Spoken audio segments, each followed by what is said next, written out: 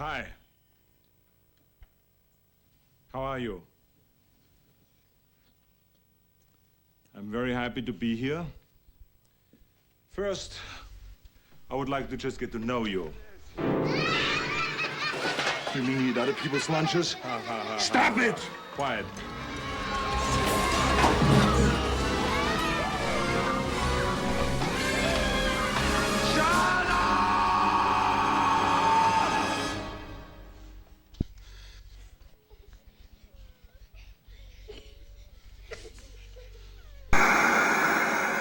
Kindergarten Cop. What an idea. This comedy action film was released in 1990 and was directed by Ivan Reitman, who at the time was, and probably still is now, most well known for his masterpiece Ghostbusters. This is just one in a long line of movies whose title is Something Cop, a practice that dates way back to 1926.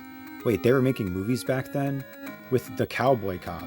And this tradition continues to this very day, with some highlights being RoboCop, Bobo Cop, Time Cop, Space Cop, Samurai Cop, Hollywood Cop, Beverly Hills Cop, Beverly Hills Cop 2, Super Cop, Maniac Cop, Violent Cop, Wolf Cop, Vampire Cop, Demon Cop, Zombie Cop, and don't forget Top Cop.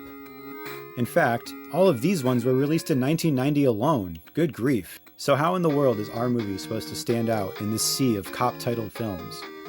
Well, having it star Arnold Schwarzenegger certainly helps. The man is a real living legend, and one of my favorite people ever. Although he was born in the small town of Thal, Austria, I hope I'm pronouncing that right, he was destined for big things. At a young age, Arnold basically decided that he was going to conquer the world, first by achieving worldwide fame as a bodybuilder, winning the title of Mr. Olympia 7 times. Next, he began a career in acting, and worked his way up to starring in some of the biggest and best action movies of all time. I wouldn't say he's the best actor or anything, although he is truly great in some roles. I know now why you cry, but it's something I can never do. But he is certainly a bona fide movie star. Everything about him is larger than life. His physique, his personality, his accent. Put that cookie down! In the movies, he would defeat ancient hordes and monsters, entire armies, robots from the future, the Predator, mercenaries on Mars, Batman, and even the devil himself. The devil. Between your faith and my Glock 9mm, I take my Glock. But after all that, he retired from acting and took on his biggest challenge yet: politics. Serving as the governor of California from 2003 to 2011. This guy is basically the embodiment of the American dream. And going back to his movies, like I said before, he's mainly known for his action extravaganzas, which do a good job of playing to his strengths as an actor. But after making a name for himself as Conan the Barbarian, the Terminator, One-Man Army John Matrix, and Dutch, Arnold wanted to diversify his filmography a little bit. His first big funny hit was Twins, which ended up being the first of 3 comedy collaborations between Schwarzenegger and director Ivan Reitman. Their unofficial trilogy kind of follows a weird trajectory. First, Arnold was paired up with a little funny guy, then he was matched up with little funny children, and then he had a little child of his own. Anyway, let's get into Kindergarten Cop. I like how it goes through all the Universal logos, as if to say that this is going to be the culmination of all things cinema. We start off in a mall, where Arnold's character, Officer John Kimball, is in hot pursuit of a suspect. Hey man, no need to be rude. His target is drug dealer Cullen Crisp. Wait, Cullen Crisp? What kind of a name is that? I mean, I like Cookie Crisps, and there's Cocoa Crisp, but the way Arnold says it does make it sound alright. Crisp. How can you argue with that? Looks like today though, he's just doing some perusing at the mall. Sure, he's smoking inside, but it doesn't look like he's up to anything that bad. Oh wait, he just killed someone. So Crisp has been looking for his ex-wife, who ripped him off and ran away with his money and his son. And this guy and his girlfriend were meeting with him to exchange some information about their whereabouts. Get up. Arnold is on it, and he makes the arrest. I'm a cop, you idiot. So now they finally have a crime to pin on Crisp. But the only problem is that Cindy, the girlfriend, doesn't want to cooperate with the case. Arnold is very determined and very persuasive though. He's been on this case for too long to let it slip away, so now he heads out to some warehouse club place that Cindy's at. Oh, excuse me. I forgot to introduce myself. My name is John Kimball. And I love my car. Yo, man, I'm just gonna keep an eye on it for you, all right? And starts a full-on shootout. What in the world? So who are you, man? I'm the party pooper. Hi, Cindy. And ultimately gets her to agree to identify Crisp. Who? Number 5. It's him. So now Detective John Kimball and Agent O'Hara have to head out to Astoria, Washington, and try to find them and the missing money. We learn a little bit more about Kimball's backstory. I know all about you, Kimball. Without me, you wouldn't even have a life. My old lady left because of the money. Yours left because she just couldn't stand the sight. And that O'Hara likes to eat. A lot. Come on. Where are you from? Austria. One thing I absolutely love about this movie is that it straight up comes out and makes Arnold's character from Austria. It's so funny in other Arnie movies when they try to pretend like he's just some normal dude named Howard or something who sells mattresses, but also happens to have an outrageous accent and looks like a bodybuilder. It's always ridiculous. The plan is to have O'Hara pose as the new kindergarten teacher and try to figure out which kid could be Crisp's missing son. This makes sense because she used to be a teacher, and Arnold clearly does not do well with children. Hey, come here. If you don't stop screwing around back there, this is what I'm gonna do with you. I don't blame him.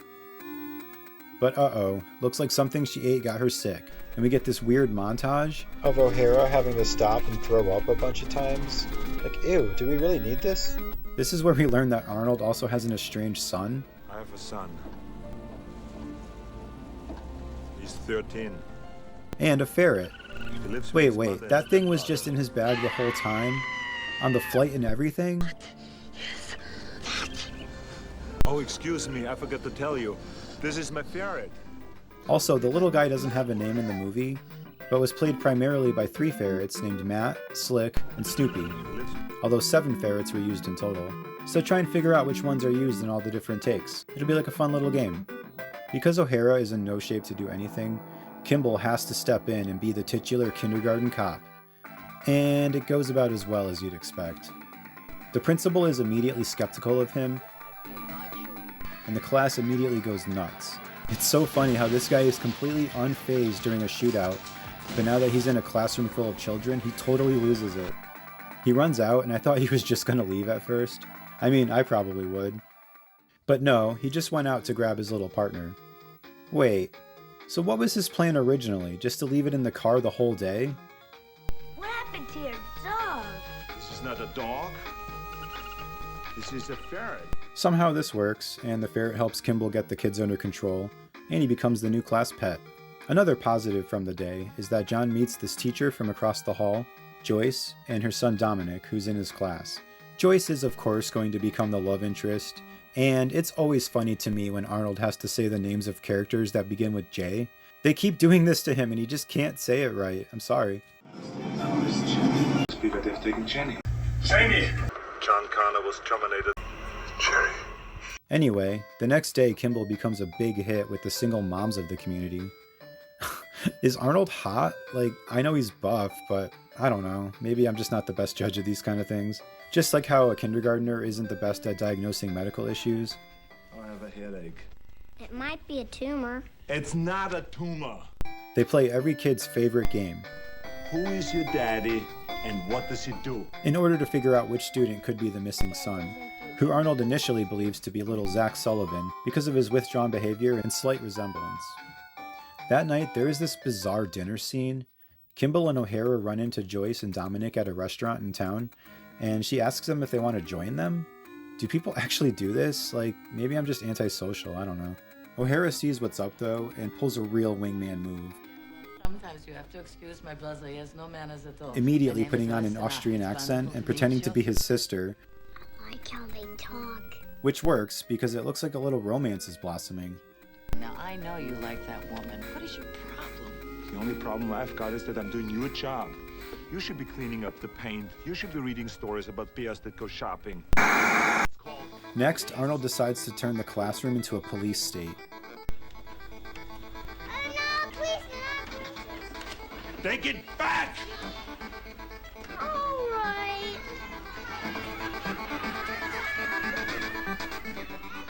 Somehow, this really starts to work. The kids love it. He's got them whipped into shape. They're doing their stretches, running in tires, climbing ropes, doing sit-ups. And I'm sure it's not really annoying to the rest of the school that he's marching them around while loudly singing this stupid song. Kindergarten is the best.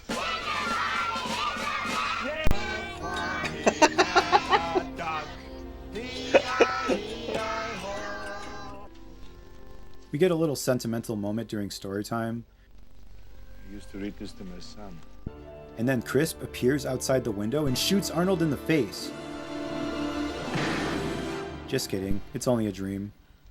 Hi. Hi.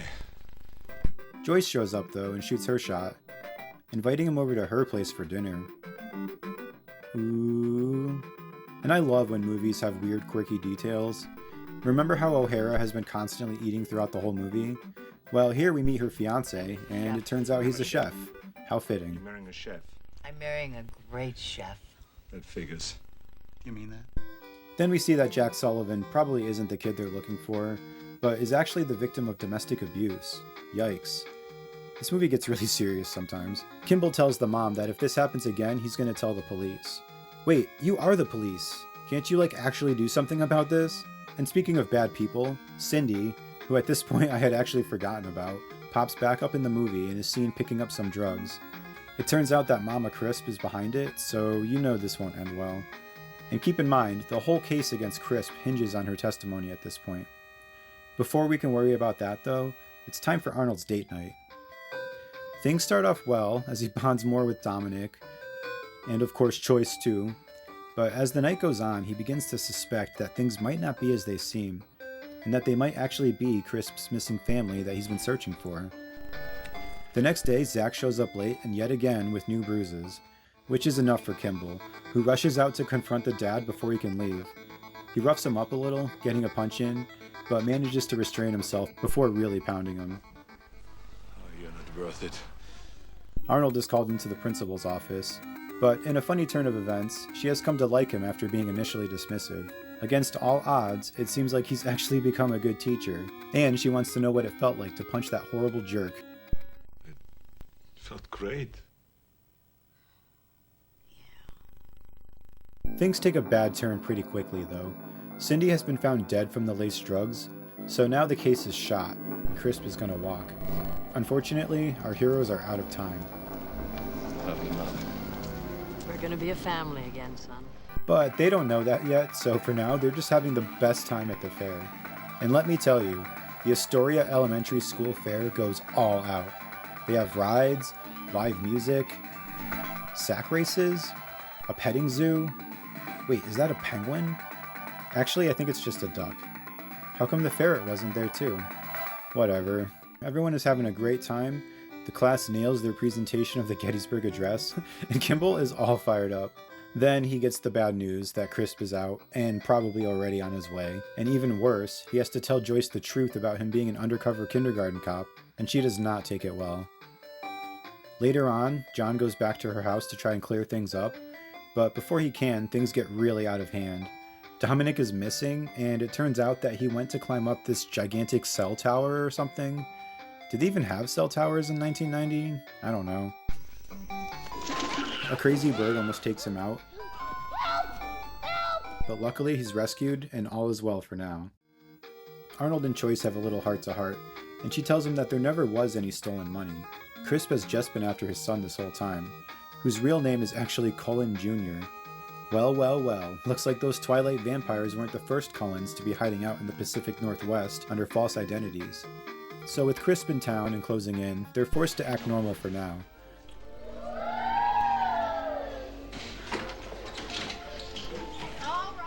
O'Hara joins the class for backup and gives the kids a lesson on stranger danger. Strangers. While, unbeknownst to them, the most dangerous stranger of all is already in the building, posing as a parent interested in the school.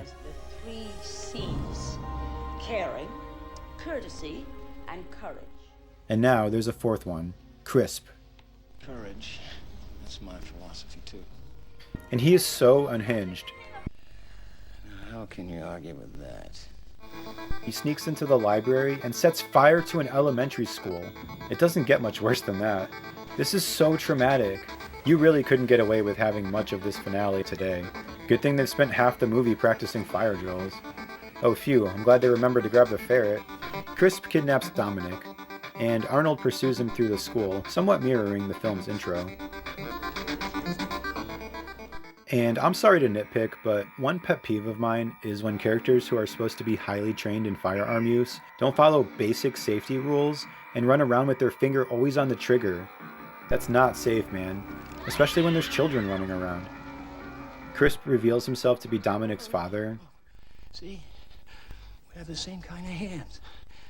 What in the world? Who says that? O'Hara tries to get back into the building to back up Kimball, but wham! Mama Crisp takes her out with a car. It's the Rolls Royce that hit him. I saw it. I'm a witness. I hate her so much. Things get intense in the locker room, where a showdown develops between Arnold and Crisp, who's now using his own son as a human shield. Good job, man. He seems to have the upper hand, but then the ferret makes the save and bites his neck. Oh my goodness. Ugh, that close-up is so freaky. Arnold gets clipped in the leg, but is able to grab his gun and put him down. Good thing he didn't hit the ferret, or good thing Crisp didn't crush him in his death throes. And I seriously thought they were going to do a little comical high five here. Just when you think things are good, the evil mother pops in and shoots Kimball, wounding him pretty badly. But when she goes in to finish him off, O'Hara, apparently recovered from getting run over, saves the day. Oh my goodness. Wow, this has been such a traumatic experience for everyone. Their school was set on fire, there was a kidnapping and a shootout. Dominic, in the span of like 5 minutes, met his real father under chaotic circumstances, was taken hostage, and then watched him get blown away right before his eyes. And on top of all that, the kids have to see their beloved teacher wheeled out on a stretcher in critical condition. What a day.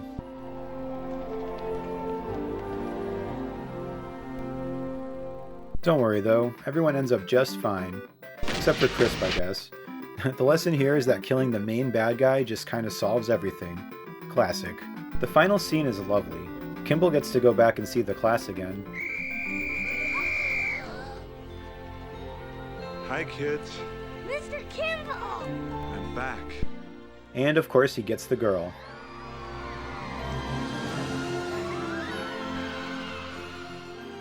Why is the other teacher so happy about this?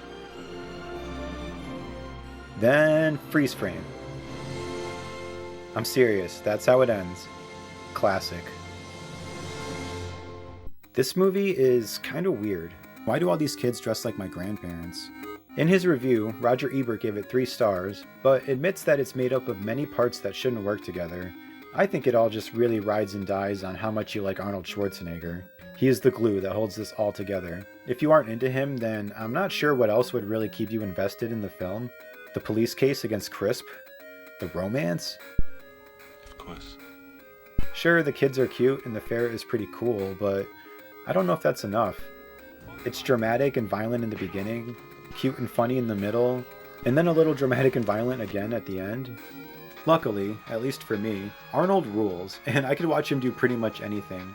He obviously excels in the more action-oriented parts, but what really makes the movie is how funny he is when interacting with the kindergarten class. I watched this one a bunch when I was younger, and I think it's one of the most quotable Arnie movies. Thanks for the tip. I guess I have to give Ivan Reitman a lot of credit too. He was no stranger to directing movies that have big tonal shifts and still manage to work. Ghostbusters is hilarious, but also scared the crap out of me when I was little. The side characters range from pretty good to acceptable. Richard Tyson as Cullen Crisp Sr. is an appropriately slimy and despicable villain. He's the kind of guy who hangs out with his mom all the time and gets manicures. I'm trying to get a manicure. but will also shoot a guy in a mall or burn a school down. Total psycho. The kindergarten wow, I almost said the kindergarten cops. Anyway, the kindergarten class are all pretty adorable, and for the most part they do a great job of acting like real children. They're goofy, awkward, and of course they say the darndest things. Point back to the carpet. I'm not a policeman. I'm a princess. Choice is an acceptable love interest. O'Hara is the perfect partner, and the principal lady was a real scene stealer. She was great when she was acting all curmudgeonly, and it was a little heartwarming to see her come around on Kimball. So yeah, overall, I think Kindergarten Cop is pretty cool. It's my favorite of the Reitman-Schwarzenegger comedy trilogy, which might surprise you. Everyone seems to love twins, but this one just works much better for me. And it's definitely not Junior. I wouldn't put this up there with Arnold's best movies, but it has enough iconic lines and moments to make it a certified classic in my opinion. If you've watched Commando and Terminator 2 100 times and are in the mood for something a little different, I'd say check it out. I'm not sure what it's streaming on, but you can borrow my VHS if you'd like. Once again, thanks for watching, and look forward to more stuff coming soon, hopefully. Thanks, bye.